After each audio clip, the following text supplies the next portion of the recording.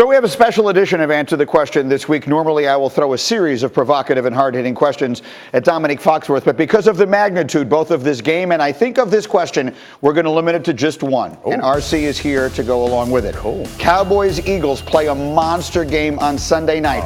If you could have one or the other of the quarterbacks, not in this game, but as your team's quarterback, they were drafted the same year, would you take Dak Prescott or Carson Wentz? So in this game, I think the Eagles are going to win. But if I could choose one of these quarterbacks, I would choose Dak Prescott. Why? He has been more impressive he's been better and more successful over his run than they both came to the league at the same time than Carson Wentz has. And in these last few games, even though we want to bag on him for these last few games, his QBR is good for 5th in the league. In his losses, his QBR is higher than Aaron Rodgers in his wins. The man is good. We have a narrative where we want to blame him. People keep doing that. Like, he is not one of the best young quarterbacks in the NFL, and I think he's better than Carson Wentz. RC, agree or disagree? I disagree. Now, I do think that Dak Prescott is a good NFL starting quarterback. I think that Carson Wentz is a star. The things that we've seen Carson Wentz do, you go back 2 years ago, he's leading the MVP race until he's hurt in LA. And even this year, if you look at 2 of those early losses, if there's 2 catches made by his wide receivers,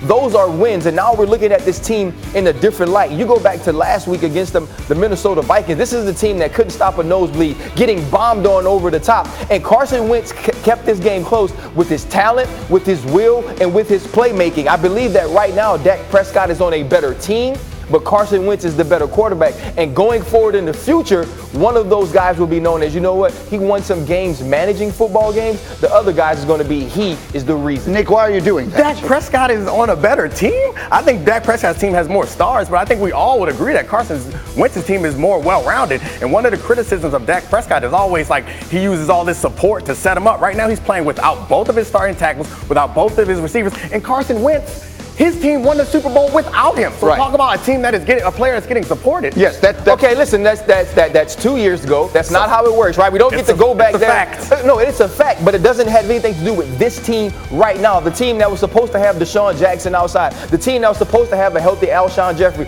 Jalen Mills was on injury reserve with PUP, maybe destined to come back. This team is not playing well. I can go through the Cowboys' injuries also. They're not playing well either. La'el Collins missed last game. Ty Smith missed 2 games. Let's talk about more pressing injury concerns with this, because that's the killer. I'm 100% Team Wentz, but he has not shown he can stay healthy, and Dak Prescott has. Oh, the tricky himbo trivia question of the day. How many games has Carson Wentz missed? 8. How many games has Dak Prescott missed? 0. So, I mean, why did you say it that way? Why did you say that so that people couldn't? You were saying the word 0. Yeah, but you made it sound like it might have been 7, which confused everyone. I was giving it a little flavor. You didn't like my flavor? No flavor. Greeny, let me tell you why you're mad, Greeny. Because what you knew coming into this conversation is that Dominique was wrong. Right. And you knew that everything he said in support of Dak was still wrong as compared to Carson Wentz. So what did you do? You threw him a lifeline because it was the only thing that you can lean on if you are a logical, rational fan of football.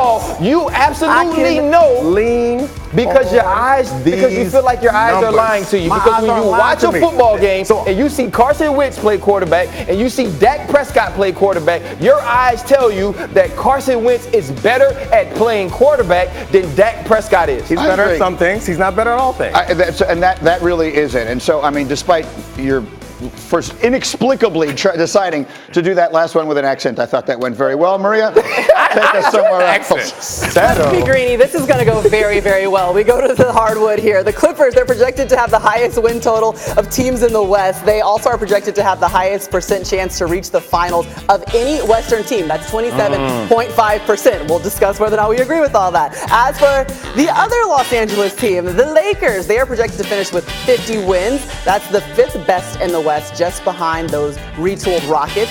As for the under-the-radar teams, Utah with their new additions, Denver also with the all-star Nikola Jokic, and they're projected to have the 2nd most wins in the West at 52.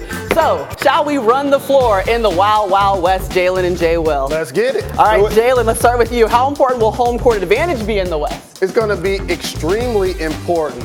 And unlike the numbers that was just up on the screen, Don't bet on the Clippers to have the best record in the West. Facts. I got 2 words for you: load management. There's going to be a lot of that taking place as Paul George recovers from his shoulder surgery earlier in the year. Denver has the best chance to has the best record because they come at you in waves. 10 players that have played over 1,000 minutes last year. All right. That's how they play. Well, you guys kind of brought up the concerns. Then how do you deal with what might be the injury that's going to harp with Paul George, could lead into the season, and Kawhi making sure that he's not playing too many games? How do you handle it? You bring Kawhi into the fold when it fits. Kawhi will dictate that. Last year he played 60 games. Paul George has had surgeries on both shoulders. His right rotator cuff, his left labrum, so that will come back towards mid. But you also have Lou Will. You forget, like Lou Will and Montrezl Harrell, they came off the bench. They were dominating second units last year. So you got a guy who was 3-time Sixth Man of the Year. He'll carry the load. So they got a little bit of depth there Yeah, that they can rely on. Jalen, who is one of the best teams out of the West nobody's talking about right now? Well, there's a couple, Maria. Jay just mentioned the Denver Nuggets, and rightfully so. I think people are sleeping on the Utah Jazz. They're going to be one of those teams that's up for possibly having the best regular season record. But you can't sleep again on the Denver Nuggets. Like Jay said, they just have To the West a little bit and how you think it's going to shake out, because I think that you had picked the Lakers essentially to win the entire title. You are going with the 76ers, so you're not a part of this conversation. How do the Lakers handle, I mean, they have a lot of changes too and not a lot of depth and maybe an injury away from having issues down the stretch. When the playoffs come, you rely on your stars. The Lakers have 2 of the top 5 players in the game that are compatible with one another. LeBron James, Anthony Davis, hot pick and roll. You decide to switch it. AD can pop and make the jump shot. He can post up smaller guards. Of course, each team has weaknesses. Who's going to be the finisher at the point guard spot? When Rajon Rondo has the ball, that means LeBron James does not have the ball. That's not a formula for success. I think it'll be Danny Green. I think it'll be Avery Bradley guarding the other team's point guards. But I feel like in a playoff series, the Los Angeles Lakers have what it takes to possibly win it all. We talk a lot about the projections of the regular season, but as Jay Rose said, load management, Paul George coming back, it's not about where you are in the regular season, it's about where you are fully healthy during the playoffs when that time comes around. I'm still rocking with the Clippers. I just think from top to bottom, soup to nuts, they are one of the best defensive teams in the league. Now we'll get a chance to see Kawhi go against LeBron. I mean, that's going to be the battle right there. And if Kawhi feels like he is healthy at that stage, because I think LeBron is going to have an MVP caliber type season this season. Yeah, they have 2 of the best defenders for sure in Paul George and Kawhi. You kind of talked about which teams are set for the regular season. Who is best able to have a successful regular season? Like who could walk away with the win but not necessarily win the entire shit? So on paper, I would say the Lakers and the Clippers should be the Western Conference final. But the problem is they won't have the first and the second best records in the conference, which means they may face each other in the second round. The teams that you're talking about, Utah is going to be in the conversation, adding Mike Conley at the point guard spot. Denver, Jokic is going to be an MVP candidate. He's going to be amongst the league leaders in multiple statistical categories. Those couple of teams are going to surprise a lot of people. I'll go back to this too. Look, with the playoffs, I know that we do East versus West. I just wish we would finally do the right thing. 116. Just 1 through 16. Top through 16, especially with how loaded the West is. There's some teams that are going to make the playoffs in the East where you're like, look, I get it that y'all made the playoffs, but y'all don't need to be in that conversation. Well, to take it a step further, the All-Star game as well. Should take the 24 best players of either conference, not just 12 and 12 from either conference. Facts. Because there's some people in the Eastern Conference that made the All-Star team last year that definitely wouldn't make it in the West. Well, until we get there, we still got to break it up to the East and the Wild Wild West. We'll be doing that all season. And our coverage NBA Countdown starting at 7 p.m. Eastern, right here in the Seaport Studios. As we roll right into a doubleheader, we've got the Hawks taking on the Knicks. Adrian Wojnarowski is going to join us in studio alongside Richard Jefferson. We're going to have a good time and get you set for the final preseason games. 7? Yeah, 7 o'clock. Right. You got it. It's up there again. Countdown at 7 Eastern. What time we come on? We'll look at the Warriors and the Lakers. I don't know that we'll see LeBron or AD at all, but we're going to be here and enjoy every single minute.